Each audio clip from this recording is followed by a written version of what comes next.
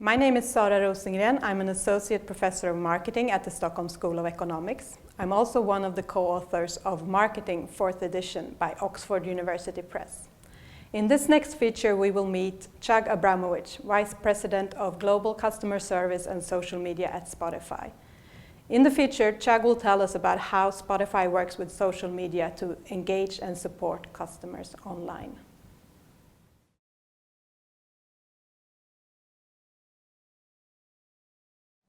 Yeah, so Spotify is the greatest music company in the world, I like to say. We're trying to provide all the music to all the world whenever you want it. Currently, we have over 20 million premium users who pay somewhere in the whereabouts of $10, 10 pounds per month, and they get access to all the music we have in an ad-free format and can really listen to it whenever, wherever they want. And then we also have a free product that is ad supported. And that we have about over 80 million users on that, or 80 million users in total, I'm sorry. But again, it's all about just getting users the music they want when they want.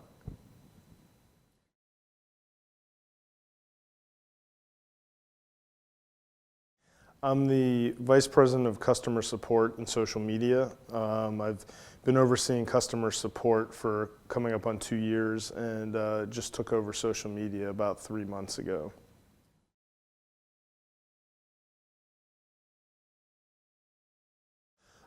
Social media has two rules. One is in our customer support organization, we have a large team of about 75 advisors that monitor Twitter and Facebook and a community, and we deal with any customer complaints that we see on those channels. In the marketing organization, social is our largest marketing channel. We're on Facebook, Twitter, Snapchat, YouTube, Instagram. We have a blog and Periscope, and I'm probably missing one or two.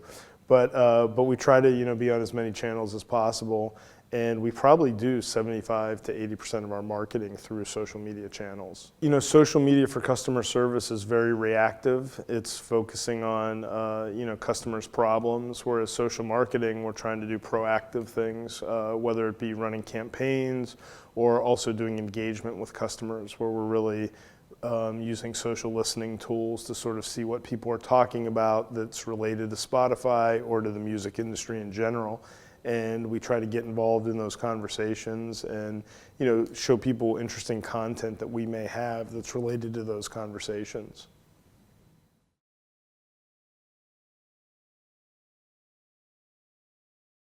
So, my background in customer support has a lot to do with production lines and building production lines, and then also content. I started out overseeing the digital space in customer support, which included the website and all the articles and the content on the website. And so I'm bringing a lot of that to the social media team, where my feeling is that great social media equals great targeted content. And so we're building a production line to really build great content, and then looking at how we can target it best to the right people, so that when they see things on channels, they don't feel like they're just getting ads, but they feel that they're getting content directly geared towards them.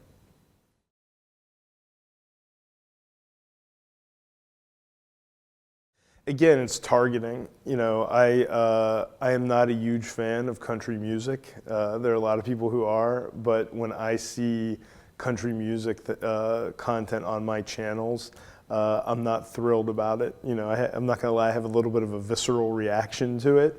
But at the same time, if I see something like hip hop or something that I'm into, then I'm really interested. And so you have to get really good at targeting the audience and making sure that they get what they want to see. And when that happens, then it ends up being a great experience for them, because they feel you're giving them something, an add-on to their experience with the brand.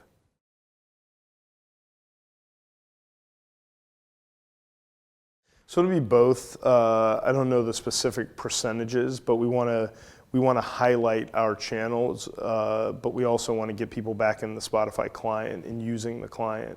So we'll be doing things where we may show a teaser on the channels, but then you have to go into the client to actually see all of the content. And we're looking at other ways to engage people. And at the end of the day, we want people listening to music. So anything we can do to get people more engaged with the product, that's what we want to do on our social media channels.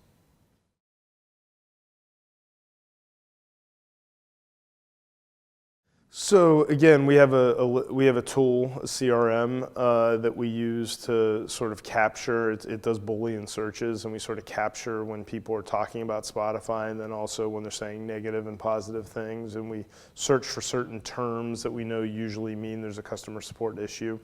And then we go in and we try to solve those issues as quickly as we can, and we try to sign off what we call RAC, which is a random act of kindness. The examples of messages and playlist titles, or maybe sending someone a picture or something that gives them that, special feeling that we did a little extra for them. A lot of other companies do this type of thing, and their margins are different, so they can do something like send a customer a pizza or something crazy like that occasionally. But we want to do things that are within the product and within the clientlet, and try, again, to highlight music. And so we try to come up with racks that accomplish that. Our best rack is definitely doing messages in the playlist titles. We also have done ones where we'll, like someone did a drawing, a customer contacted us, and they were upset that they couldn't play Frozen on repeat track mode over and over again before we had repeat track mode. And so we gave them a little solution, and their boss was like, I can't believe you did this. He's going to be singing Frozen, all day long and driving the office nuts. And then we ended up responding back because she had pictures that she had drawn of Disney characters. So we have a graphic artist on the team, and he took this employee's head off of his Twitter avatar and put it on a Disney princess thing. And the guy loved it. He left it as his avatar for 6 months on both Twitter and Facebook. So trying to find ways like that that really engage the customers and put a smile on their face.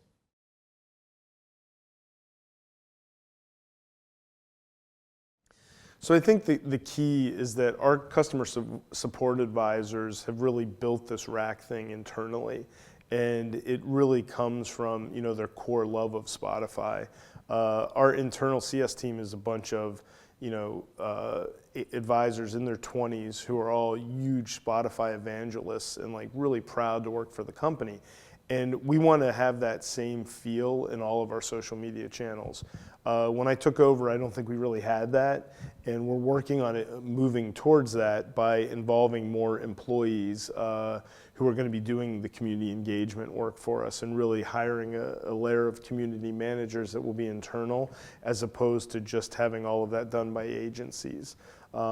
We think that having those people internal and really understanding the Spotify culture and our passion for music is something that'll show in our social media channels very quickly. We've actually taken a couple of the guys who were on the CS team, and we're going to move them into community managers in the marketing team.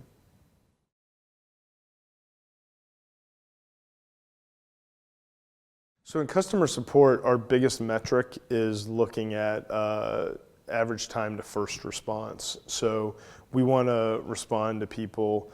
The goal is under 5 hours. We're usually somewhere around 2 to 3 hours in response time.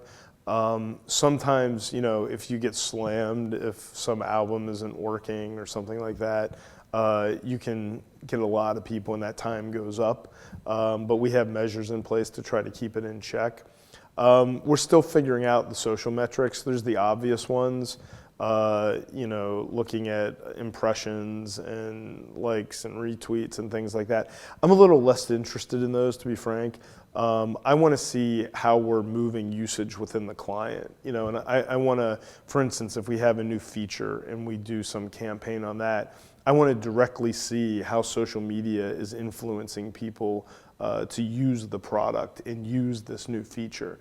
And so we're really focused now on working on deep linking and getting better tools so that we can really see the exact path that somebody takes from a social media channel into the product and see exactly what we're accomplishing.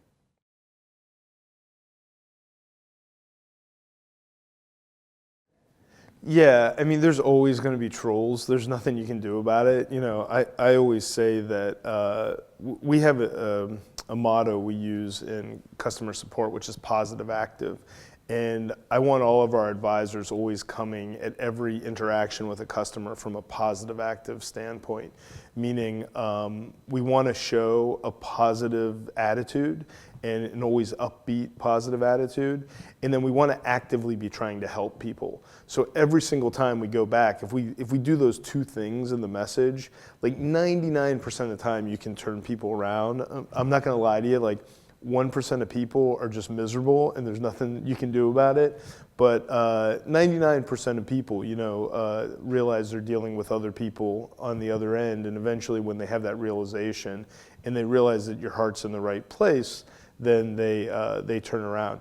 And the same with marketing. You know, again, there's always going to be people who are unhappy. But again, if you go at them and you stay positive and you don't get baited into something, usually you can turn them around. And if not, then you just walk away from that conversation. You know, if that's not the best place to be, we understand. We don't want to butt in where we're not wanted.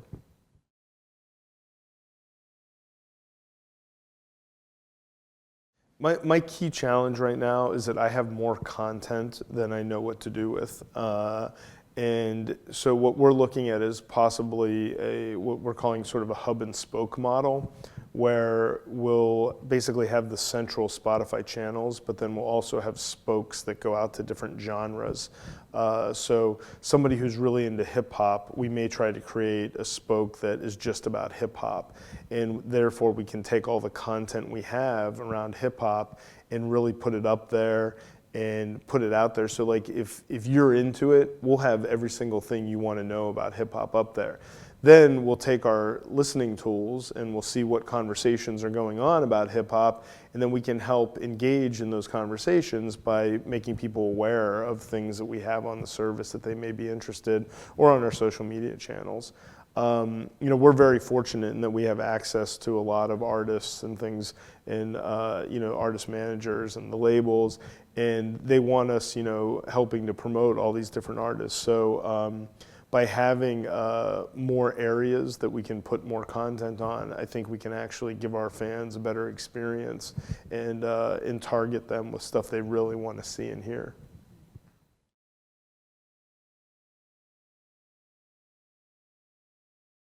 I think it's the music service, and then I think it's like if at some point, you know, this other content becomes something that people are really interested in, then you sort of figure out how do you integrate it into the music service, and how do we better supply a one-stop shop for everything around music.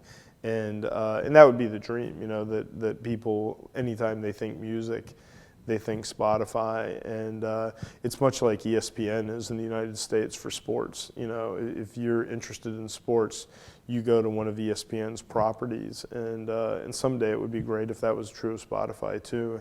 And I'd love it if social media was what sort of got us there. So we'll see.